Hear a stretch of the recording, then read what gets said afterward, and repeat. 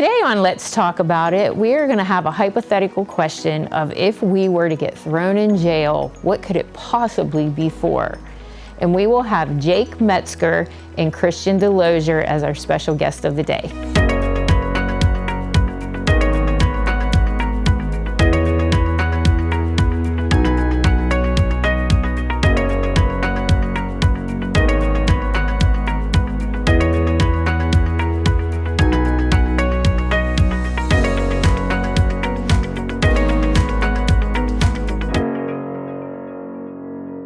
Many years ago, I had a pastor who ministered at a church in Yucca Valley, California. But ironically, he was from a place that was a far cry different than California. He would often talk about his life as a wheat farmer in Kansas. And on one occasion, he talked about looking out across the plains and seeing the storm clouds moving in from far away. Rainstorms on mature wheat fields would be a destructive event for a farmer. It could destroy the wheat and their entire livelihood. He described to us the moments after seeing those storm clouds from afar. Everyone, and I mean everyone, came out and they worked nonstop cutting that wheat. He said his mother would get in her Lincoln Continental and drive beside the machinery, handing out brown bags of food to the drivers. When they switched drivers, they never even stopped the equipment. One jumped on and another jumped off. And it went on like this until all the wheat was harvested. He said they had no time to wring their hands in sweat. They worked harder and faster in the face of an oncoming storm. I see a lot of posts on Facebook and oftentimes just in general conversation about the times we are living in. I have a cousin who gets on social media quite often and sends out his turn or burn messages because he believes we are very near to Christ's return. And who knows, maybe he's right. But one thing I know that Pastor Gerald Hagerman said to his congregation 30 years ago that sticks with me even today: don't stand there wringing your hands. We got to work harder and faster. Don't let your age, your personal desires, your financial situation, your complacentness, or anything else cause you to slow down your work for the Lord. Be a Paul. Continue to fight the good fight. Finish the race. Beat the storm. Galatians 6:9 states, "Let us not grow weary in doing good, for at the proper time we will reap a harvest if we do not give up." My prayer for myself and you is that we do not become weary or discouraged or fearful, but that we press on, working harder and faster till the day of Jesus Christ. And we're just three ladies with big opinions, always backed by a biblical standpoint. So hey, let's talk about it. This segment is brought to you by Harry's Construction, whose motto is, "If you can dream it, we can create it."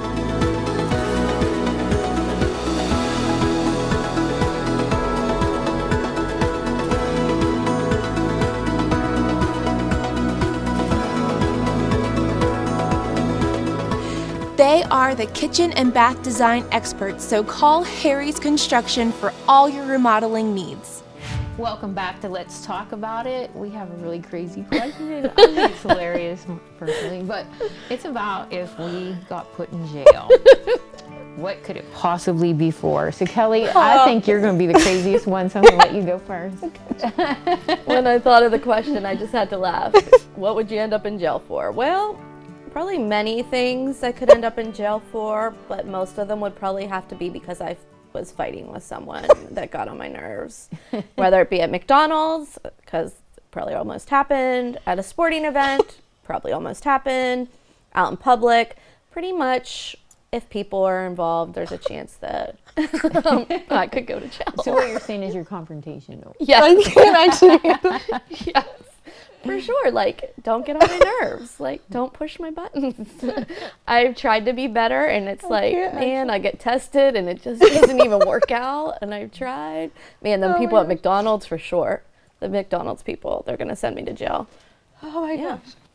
Okay, Tracy, so what do you got? I think that jail's probably the last place I would ever, like, picture myself. But yeah, I actually, when I thought, I'm like, she's probably the least out of the three of us that's going to end up there. I don't know why. I mean, I'm like, follow rules to a T, like, you know, goody two shoes growing up. So the only reason I'd be at jail would be picking up like somebody that I know is how I feel. But I feel like now, seriously, if it ever were, it would probably be something over my kids. Yeah. So we did have like a situation that was really awful and close to the heart. And yeah, I was so angry with a human that I had to work on forgiveness a lot.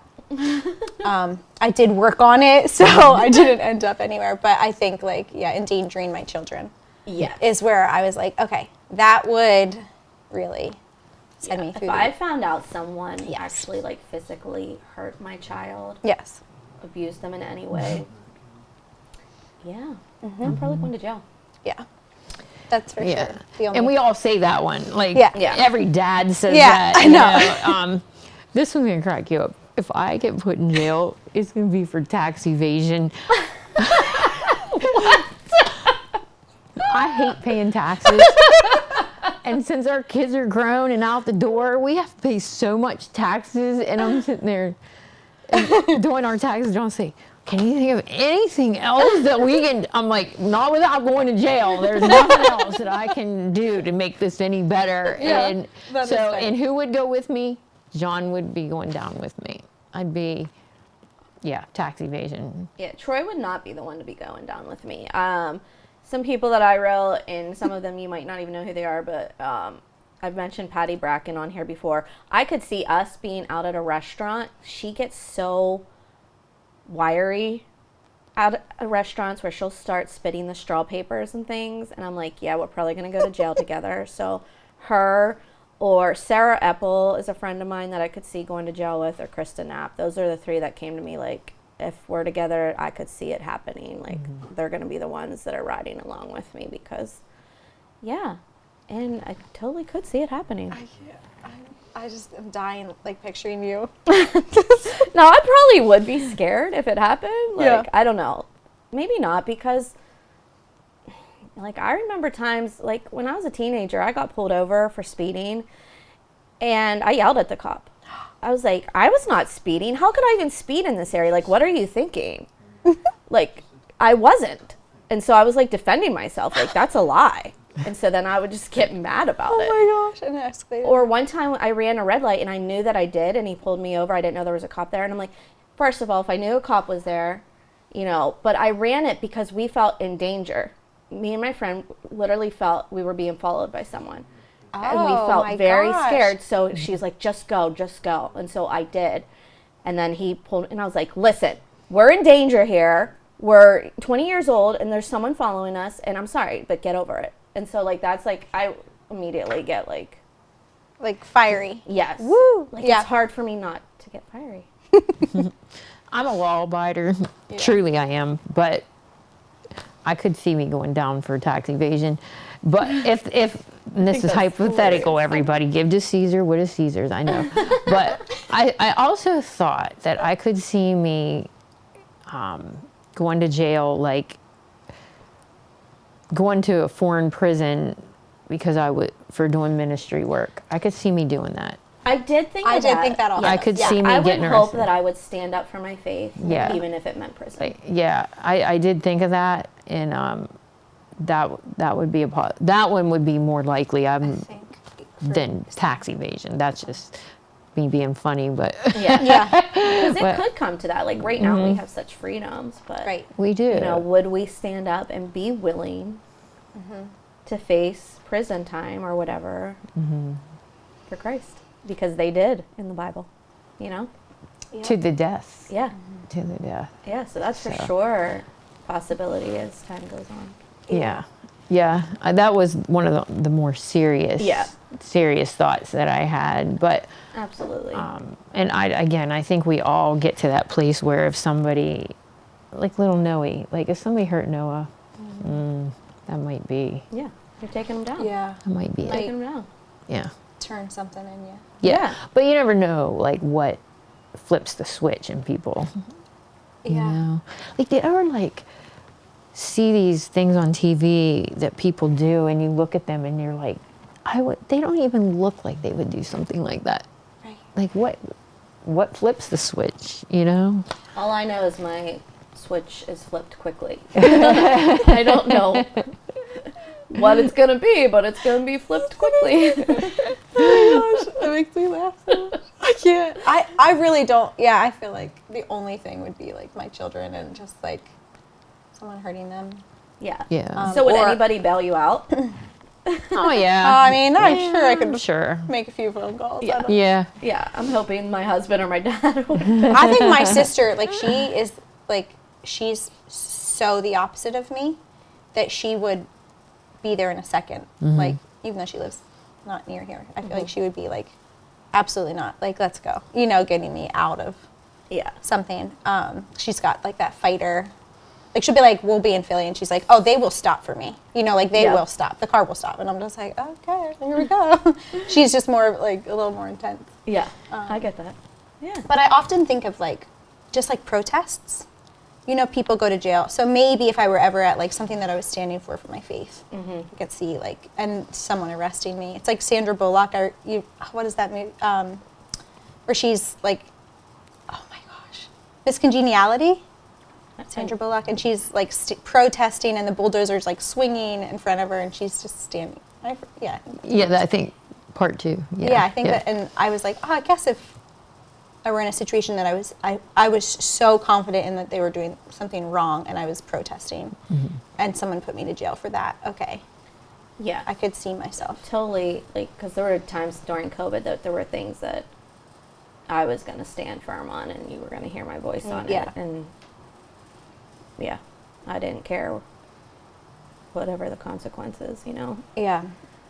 I do have a respect for authority. Yes. I do. I was taught that growing up.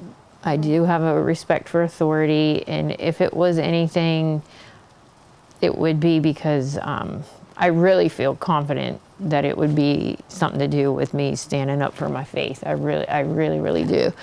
I think that would be the most realistic thing. But I remember a time, you never know what's going to happen at my house. And Cody used to get these parking tickets down in Hollidaysburg all the time and not pay them. And I guess there was a warrant, but it was for Johnny because the car was registered in John's his name.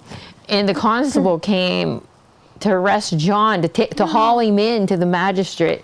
And John knew it was Cody. And he goes, Cody! And Cody comes up the stairs, and John's like, you get dressed? He goes, you're coming with me. And Cody's like, oh, okay. And the guy wants John to get in the car, and he goes, I am not getting in that car. I will follow you in my car, but I'm not riding in the back of that car. You can put him in the back of that car, but I'm not. Right. And so Cody rides in the back of the car with the constable, and they're just talking about music and all this stuff, and John meets him down there, and they go in front of the magistrate, and John like tells the judge, he's like, you need to talk to him.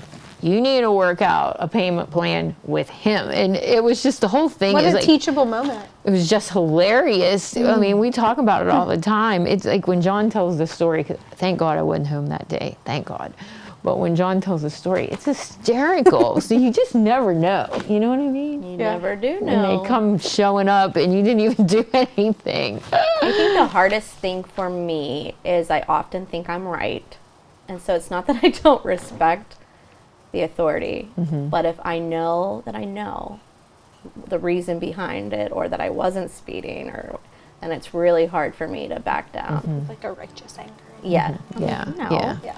Yep. I'm doing it. So here we are. My advice for you Jail guys, free. is let's just not go to jail. Let's just not go to jail. So we don't have to call anybody. Let's just not go to jail.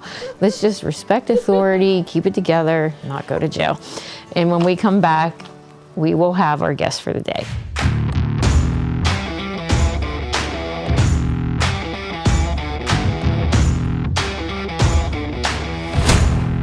Impact Productions, a multi-layer technology company providing on-site, online, and in-studio video services.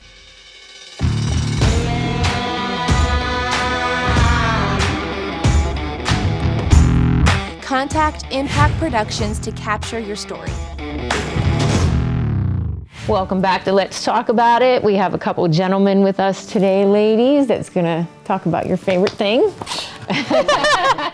So go ahead and introduce yourselves, then we'll talk to you a little bit about the program that you guys have. Yeah, sure. My name's Jake Metzger. I go by State Farm as my F3 name.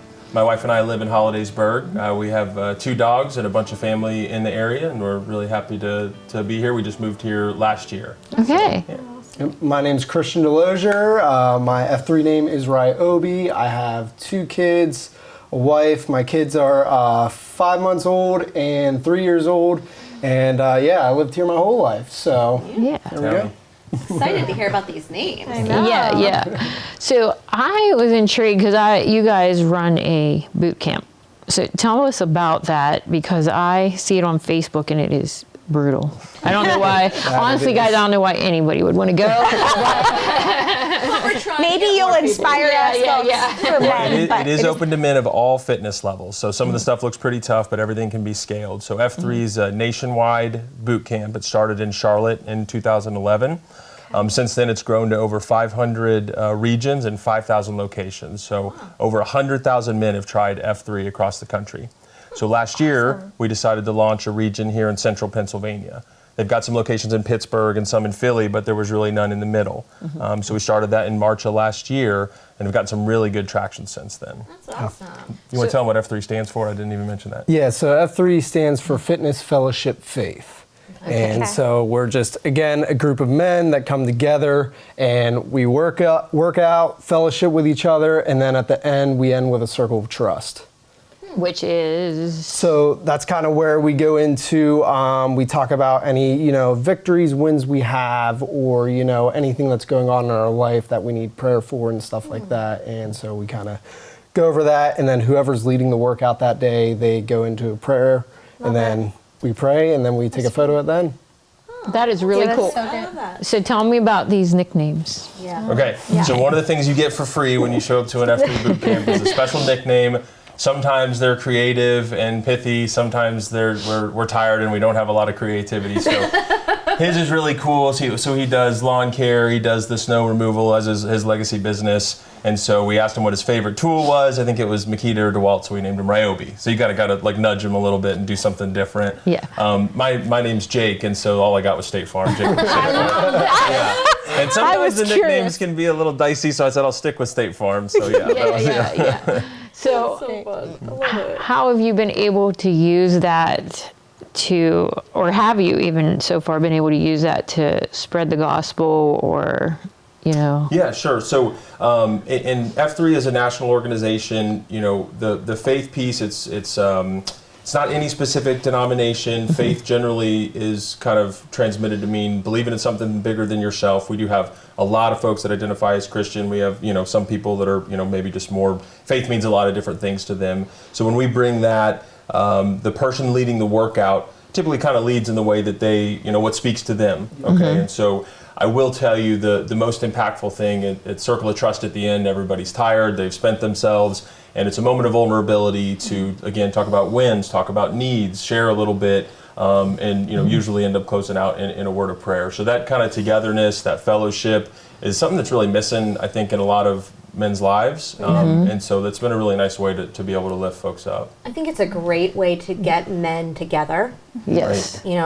Men need connection just as much as women, but sometimes I think it's harder for them with the work lifestyle and being busy with so many other things on their plate. And so I think this is just a great avenue to bring men. In one way we try to work around that is the workouts are awfully early in the morning. Yeah. So the weekday workouts are at 5:30. They're done by 6:15. So we try to make it such that guys can get home and be with the wife, take the kids to school, right? Things like that. So if you can get past that barrier and you get your workout done, you did the hardest thing you need to for the day, and then you can, go take care of your family and go to your job, whatever you've got. Because that takes discipline. Absolutely. Well, and not only that, if you got stuff going on, life going on, it's not like it's a mandatory thing. Hey, you're coming to every single workout or anything like that. You show up when you need to or when you can, and you go from there. Yeah. And what does a workout look like? So I would I'm probably hearing crazy things here. Yeah, that's true. So I would say, imagine CrossFit met like a military boot camp. So it's always free, it's always outdoors, so we try to do a lot of things out at the park or out at a school Even parking right lot. now. Even right now. So it is outdoors, rain or shine. Okay. So we had 6 inches of snow last week. We were out there doing snow burpees in the snow. So that part can get really tough, especially in Pennsylvania. You keep in mind that F3 started in the Carolinas where the winter's not so bad. So Right. it's really shown some tough men up here in Pennsylvania, New York. The Canadians really have it tough. So Yeah. Oh my gosh. Oh my gosh. Man, I'm thinking, yeah. It is incredible. Do you have any men bring their children, sons? yes, yep. Okay. You can talk about that. Yeah. Yeah. I mean, we have a bunch of guys. What do we call them again? The 2.0s. 2.0s. There we go. Yeah. So we've had them bring their sons, their daughters. So I think we've had 4 or 5 come to our group recently and stuff like that, and they'll complete the workouts with us and everything like that. Now, again, any workout, this goes for the 2.0s or any other men, you can modify as needed. Like if we're doing something, you're like, hey, I can't do that. Like when I broke my wrist, first off, I wasn't there for how long. I invited some guys, they showed up, and I wasn't there for a couple months because of that. But anyways, so I had to modify workouts and stuff like that. So that's what the 2.0s do as well. Some of them, hey, they complete the workouts and stuff like that. So they are brutal though, either way. So, but yeah, it's a good time. I do want to highlight, I mean, we've had a lot of fathers bring their kids, and generally, maybe 10 is probably a reasonable bottom end, but if they're under 18, as long as the guardian's with them, glad to bring them along. And I've seen some 13, 14-year-olds really, improve their fitness and get better for middle school sports or high school sports, so it's really impressive. Yeah. About how many men come? So when we started the Central PA region, we were probably averaging 5 to 6 men per workout. When we were finishing up the fall, we were 15 plus for most of our workouts. That's incredible. That's really Yeah. And I did want to say too, we've got locations, 2 in Bedford, 2 in Hollidaysburg, right on the border of Altoona, and then 1 in Huntingdon. So we have 5 locations kind of across Central PA, every week. That's amazing. I'm not sure if you said, how long has this been around? So F3, the national organization, was founded in 2011. So we're going on 15 I've never even heard of years. it. Yeah. I know. So you started this Central Pennsylvania. You moved here That's correct. with this in mind, or something else brought you? Nope, my wife and I lived in Richmond. I travel a lot for work, so we're in Virginia. They had already had 40 different workouts there. Fell in love with it 2 or 3 years ago. I moved here. Told the wife, there's no workouts here. What am I going to do? And she's like, well, you might as well start your own. And so I did. Awesome. Yeah. Good job. And just, big step of faith for me. And I was just really blessed to see how many other men, and I shouldn't even say my age. I mean, we have guys as young as 20. We've had guys as old as 65, show up and just kind of need each other and make each other better across the spectrum. We also had, a 70 and 75-year-old 75-year-old, I think, is our record on the top end, yeah. Wow. How'd that go? Incredible. Great, yeah. You just use a lighter weight or, modify as needed. I mean, really, I do want to underscore that, we talk about how tough the workouts are. They are modify as needed. So everything we do, the running, the push-ups, the calisthenics, the cinder block lifting, just make it your own, right? The goal is to get better. I've seen people lose 150 pounds in 2 years. I mean, it's really life-changing. Because not everybody's going to start out at the level that you're at That's right correct. now. That's impossible. Yeah, our credo is leave no man leave no man behind, but leave no man where you found him. So every workout we go back and we pick up the 6. We make sure everybody's staying along and modify those workouts. Wow. Typically, I got to pick him up. Oh yeah. Oh, okay. Yeah. I'm sure. We won't talk about that part. On to the next subject. Yeah, that's very evident, yeah. And I did want to say, I know we maybe mentioned this, but it is free. It is free of charge. There are no sign-ups. There's no contract. You can show up to 1 workout a month, or you can show up to 10 a month. It is up So to it you. starts at 5:30. 5:30 to 6:15 on Tuesdays, 7 a.m. on Saturdays, Oh, so just 2 days a week. and for the Hollidaysburg For the- locations. Okay, Yep, okay. yep. And all the information's at F3 Hollidaysburg on Facebook Okay. or f3centralpa.com. We've got all that laid out, all the locations. We've also got Mm-hmm. business cards. Yep. Now we got this. We're trying to get it out into the ether as much as we can. And Facebook, it's Yes, Yeah. Facebook, yeah, F3 Hollidaysburg. I follow this man that started a school somewhere in Texas, and he does something so similar. It's called a squirrel program, which is why I was asking about children, because it's fathers and sons.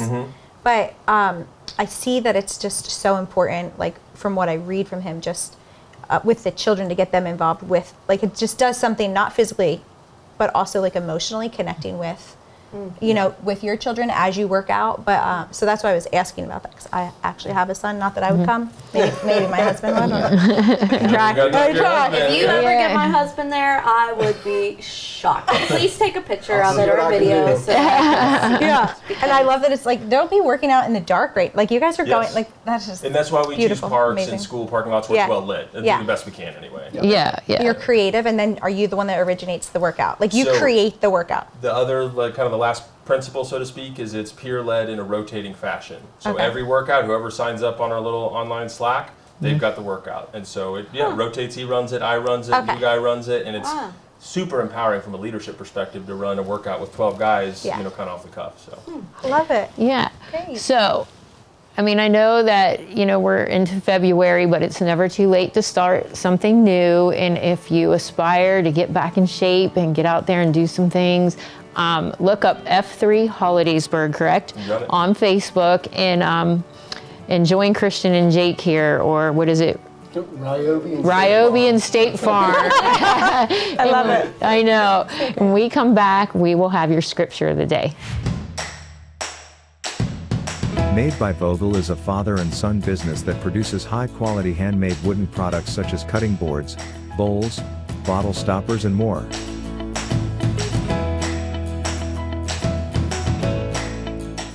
Products for sale can be found on their Etsy site or in downtown Altoona at the Clay Cup. You can't go wrong buying from Made by Vogel.